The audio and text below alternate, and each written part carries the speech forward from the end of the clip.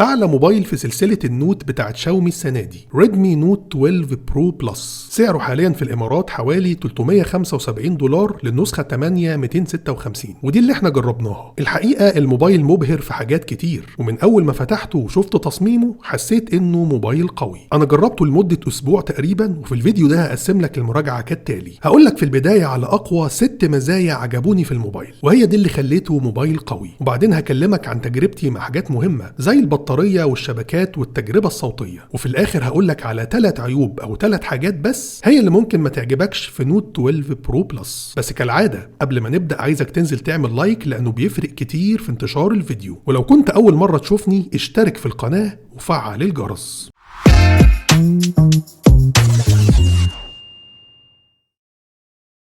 لو هتشتري الموبايل او هتشتري اي حاجة من موقع نون استخدم اكواد الخصم بتاعتنا واللي هتديك خصم اضافي. لو بتشتري من نون مصر اكتب NN60 او NN61، ولو بتشتري من نون السعودية او الامارات اكتب RA4. هنبدأ بالمزايا القوية، وأول حاجة عجبتني لما مسكت الموبايل هي التصميم بتاعه. رغم إن وزن الموبايل مش خفيف وسمكه كبير شوية، لكن تصميمه عجبني، خصوصا اللون الأبيض اللي معانا، وهقولك ليه دلوقتي. أولا الواجهة الأمامية ممتازة، حواف قليلة جدا ومتساوية من كل الجهات، مفيش حافة سفلية كبيرة، مع نوتش بانش هول في المنتصف بحجم صغير. نيجي بقى لتصميم الظهر واللي بيجي من الزجاج مش من البلاستيك. الظهر الأبيض اللي معانا بيلمع زي المراية وبيدي انعكاسات قوية مع الضوء، لكن اللي خلاني اقول لك ان اللون الابيض هو الافضل هو ان فريم الكاميرات هنا واللي بيجي بالتصميم الجديد لسلسله النوت جاي باللون الفضي، على عكس الالوان التانية للموبايل واللي الفريم فيها جاي بنفس لون الظهر. ده غير كمان ان الفريم الخارجي للموبايل جاي برضه باللون الفضي، والاتنين مع بعض مع لون الظهر الابيض عاملين كونتراست حلو جدا ومزودين شياكه الموبايل. فمن حيث التصميم النوت 12 برو بلس جاي بتصميم قوي وبخامات ممتازه. اما تاني ميزة قوية عجبتني قوي في الموبايل هي الشاشة. بص من الاخر كده شاومي حطت فيها كل الامكانيات بتاعتها من اول النوع، لانها شاشة أوليد وحجمها كبير حوالي 6.7 بوصة، دقتها فول HD وترددها 120 هرتز، بتدعم خاصية HDR10 بلس وبتدعم خاصية الدولبي فيجن. فانت معاك كل حاجة تخلي تجربة المشاهدة عليها تكون ممتازة، والحقيقة دي من احلى شاشات شاومي اللي انا جربتها. تفاصيل كتير وتشبع الوانها قوي جدا، سواء في التصفح او مشاهدة الفيديوهات او انت بتلعب جيمز زي ما هنشوف مع بعض دلوقتي. اضاءة الشاشة عالية بتوصل 900 نتس كحد اقصى، 50% منها هتكفيك في معظم الظروف. التردد ال 120 هرتز هنا باين بوضوح وعامل فرق فعلا في سلاسة الانتقال ما بين المشاهد، وفي وضع ممكن تختاره بيظبط لك التردد بشكل تلقائي بحيث يوازن مع استهلاك البطارية. وطبعا لان الشاشة نوعها أوليد فانت مش محتاج للمبة اشعارات مع وجود خاصية الأولويز اون ديسبلاي. اما تالت ميزة قوية معانا وواحدة من الحاجات اللي بتميز 12 برو بلس عن 12 برو العادي هي قدرة الشحن. الموبايل جاي بقدرة شحن 120 واط، البرو العادي جاي بقدرة 67 واط. الموبايل بيشحن البطارية بالكامل من 0 لحد 100% في اقل من 20 دقيقة، ودي اعلى قدرة شحن في الفئة السعرية دي. ولكن الجديد في سوفت وير شاومي انه بيديك اختيار انك تفعل القدرة الكاملة للشحن او لا، بمعنى انك لو ما فعلتهاش الموبايل هيقعد يشحن فترة اطول، ممكن يوصل 30 دقيقة، في مقابل الحفاظ على كفاءة أو عمر البطارية. ندخل بقى على رابع ميزة قوية معانا وهي المعالج ومواصفات الأداء. نوت 12 برو بلس جاي بالمعالج الأقوى في السعر ده، دايمنستي 1080 مع 8 جيجا رام بالنسبة للنسخة اللي معانا، وده نفس المعالج اللي راكب في نوت 12 برو، وراكب في جهاز وحيد منافس وهو ريلمي 10 برو بلس. لو عايز تقارنه بحاجة فهو بينافس سناب دراجون 778G. طيب هل ده بينعكس على الأداء العام للموبايل؟ الحقيقة الموبايل أداؤه ممتاز، سريع في التصفح وفتح التطبيقات، وهيريحك جدا في الاستخدام اليومي. وانا بكلمك هنا عن النسخة ال8 رام، في نسخة من الموبايل 12 جيجا رام واكيد هيكون ادائها افضل. ده غير ان الموبايل جاله تحديث لواجهة شاومي الجديدة MIUI 14 واللي فيها مميزات اضافية عن الواجهة القديمة وشكلها مختلف زي ما احنا شايفين، وادائها على الموبايل ده مستقر جدا. لكن المعالج ده مش بس قوي في الاداء، هو في الاساس معالج للالعاب وبيشغلها على اعدادات جرافيك عالية. PUBG تقدر تشغلها على 60 فريم لو نزلت على اقل جرافيك، وكول اوف ديوتي برضو شغالة لحد ماكس فريم ريت، وأداء اللعبتين سلس مفهوش أي مشكلة، وتجربة اللعب عموما قوية مع شاشة كبيرة بالإمكانيات اللي قلناها.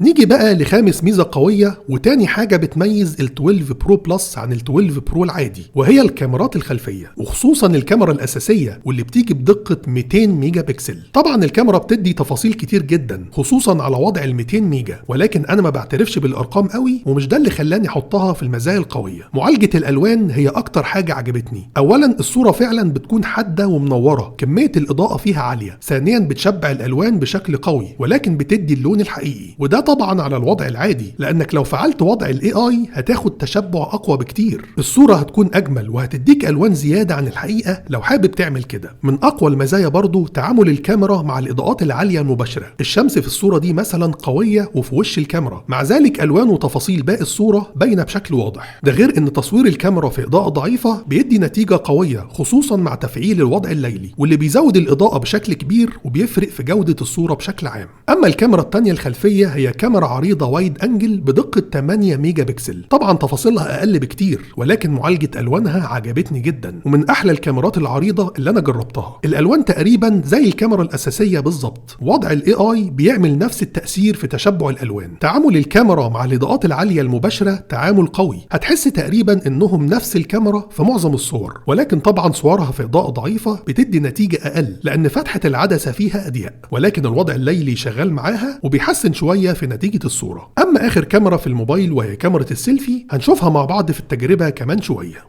وصلنا لسادس ميزة واخر ميزة قوية في الموبايل، وهي خاصية التثبيت البصري في تصوير الفيديو، واللي شغالة بكفاءة عالية لحد دقة ال 4K زي ما هنشوف مع بعض دلوقتي.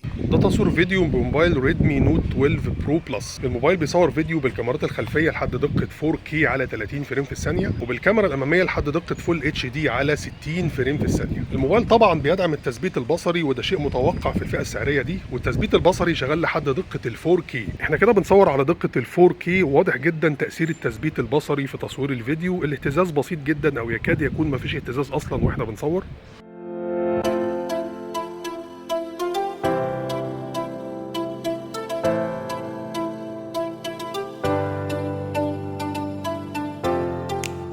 كده خلصنا المزايا القوية، وهندخل دلوقتي على تجربتي مع حاجات مهمة زي البطارية والشبكات والتجربة الصوتية. بس قبل ما نبدأ فيها عايز أفكرك إنك تشترك في جروب التليجرام بتاعنا لو كنت عايش في مصر، لأنه بينزل عليه المنتجات اللي عليها عروض وخصومات قوية. هتلاقي الرابط تحت الفيديو، دوس عليه وبعدين دوس جوين أو اشترك. هنبدأ الأول بأداء البصمة. رغم إن الموبايل جاي بشاشة أوليد، لكن البصمة هنا بصمة جانبية، وأنا شخصيا بفضل كده. أداء البصمة قوي وسريع، مش هتاخد وقت في فتح الشاشة، وقليل لما هتغلط في قراية صباعك. نيجي لتاني حاجة وهي استهلاك البطارية. حجم البطارية هنا 5000 ملي أمبير، واستهلاكها كويس جدا. ما قدرتش أعرف هي ادتني كام ساعة شاشة مفتوحة، ولكن باستخدام فوق المتوسط وعلى تردد شاشة عالي ولعب حوالي ساعة جيمز، الموبايل قعد معايا حوالي يوم ونص، وده معدل استهلاك كويس جدا. ندخل بقى على التجربة الصوتية وهنبدأها بالسبيكر. الموبايل طبعا جاي بسبيكر ستيريو، الصوت بيطلع من السماعة السفلية وسماعة المكالمات في نفس الوقت. جودة الصوت ممتازة، ده غير ان خاصية الدولبي اتموس موجودة وبتشتغل مع السبيكر، ولكن درجة علو الصوت كانت محتاجة تزيد حاجة بسيطة. اوعى تفهم من كلامي ان الصوت واطي، لا اطلاقا. انا قصدي لو جودة الصوت مثلا هتاخد 9 من 10، فدرجة العلو تاخد 8 من 10، ولكن السبيكر بشكل عام كويس جدا. وبمناسبة الصوت، الموبايل فيه موتور فايبريشن من النوع الحديث او اكس اكسس، بيدي انواع اهتزاز ذكيه او هابتك فيدباكس مع لمساتك للشاشه. كمان الموبايل فيه مخرج سماعه 3.5 مللي وبيطلع صوت عالي وقوي جدا، وشغال كمان مع خاصيه الدولبي اتموس. نيجي بقى لحاجه مهمه وهي تجربه المكالمات. الحقيقه التجربه قويه من حيث كذا نقطه. اولا الشبكه كانت قويه ومستقره معايا، والموبايل شغال على 5G لو كانت موجوده في البلد اللي انت عايش فيها. صوت سماعه المكالمات عالي وواضح، والموبايل بيدعم طبعا خاصيه الفو LTE. ده غير ان مايك الضوضاء موجود وبيساعد في ان الصوت يوصل للي بيكلمك بشكل اوضح لو كنت بتتكلم في مكان دوشه. والنسخه اللي معايا فيها تسجيل مكالمات بدون ما يتم ابلاغ الطرف الثاني، وده لانها النسخه الصيني، وتطبيق الاتصال الموجود هو تطبيق شاومي مش جوجل. ولكن في عيب موجود في تجربه المكالمات، خليك معايا للاخر علشان تعرفه. بمناسبه الشبكات، عايز اطمنك على اداء شبكه الواي فاي. الموبايل شغال بنظام واي فاي 6، واداء النت بيبقى مستقر جدا وسريع، ما قابلتش فيه اي مشكله، والموبايل بيلقط من على مسافات مناسبه جدا. الموبايل كمان فيه مزايا تانية زي مستشعر الاي ار بتاع شاومي، واللي بتقدر بيه انك تستخدم الموبايل كريموت كنترول لاجهزه كتيره جدا. والموبايل بيدعم وجود خاصيه NFC واللي بدا يكون ليها استخدامات كتير دلوقتي. ده غير ان الموبايل جاي معاه في العلبه كل حاجه ممكن تحتاجها، الشاحن طبعا مع كابل الشحن، كفر يحمي الظهر، سكرين بروتكتور ملزوقه على الشاشه. وصلنا لاخر حاجه معانا قبل ما نقول العيوب، وهي تجربه كاميرا السيلفي. الموبايل جاي بكاميرا سيلفي دقتها 16 ميجا بكسل، بتدي تفاصيل كتير ومعالجه الوانها حلوه، ولكن مش في نفس قوه الكاميرات الخلفيه، بمعنى ان تشبع الالوان فيها اقل واللون فيها بيبقى فاتح شويه، ولكن تعاملها مع الاضاءات العاليه المباشره ممتاز برضه، والصوره بتحافظ على تفاصيلها. تصويرها في اضاءه ضعيفه بيدي نتيجه متوسطه، ولكن الوضع الليلي شغال معاها وبيحسن شويه من اداء الصوره. كده خلصنا التجربه، ودلوقتي بقى هقولك على 3 عيوب او 3 حاجات ممكن ما تعجبكش في الموبايل. أول عيب معانا للأسف هو مستشعر التقارب. استشعار التقارب في الموبايل شغال سوفت وير، مفيش مستشعر حقيقي راكب في الموبايل، ودي حاجة غريبة لأن النوت 12 العادي اللي احنا جربناه فيه مستشعر تقارب حقيقي. فكانت مفاجأة بالنسبة لي إن النسخة الأعلى في سلسلة النوت ما يكونش فيها مستشعر، واللي خلاني أحطه في العيوب هو إن أداء الاستشعار ما كانش كويس طول الوقت، يعني أحيانا كانت الشاشة بتفتح وأنا حاطط الموبايل على ودني. أما العيب التاني والتالت هيهموا بعض الناس فقط. العيب التاني في الموبايل هو إنه لا يدعم تركيب كارت ميموري، مفيش مكان أصلا لكارت ميموري، بالتالي هتعتمد على المساحة الداخلية فقط. والعيب الأخير هو إن الموبايل لا يدعم وجود راديو FM. دي كانت تجربتنا لأكبر موبايل في سلسلة النوت السنة دي من شاومي. ما تنساش تستخدم أكواد الخصم بتاعتنا لو هتشتري أي حاجة من موقع نون، وما تنساش تشترك في جروب التليجرام وهتلاقي الرابط بتاعه تحت الفيديو. مستني تعليقاتكم وأسئلتكم في الكومنتات. أشوفكم إن شاء الله الفيديو الجاي. سلام عليكم.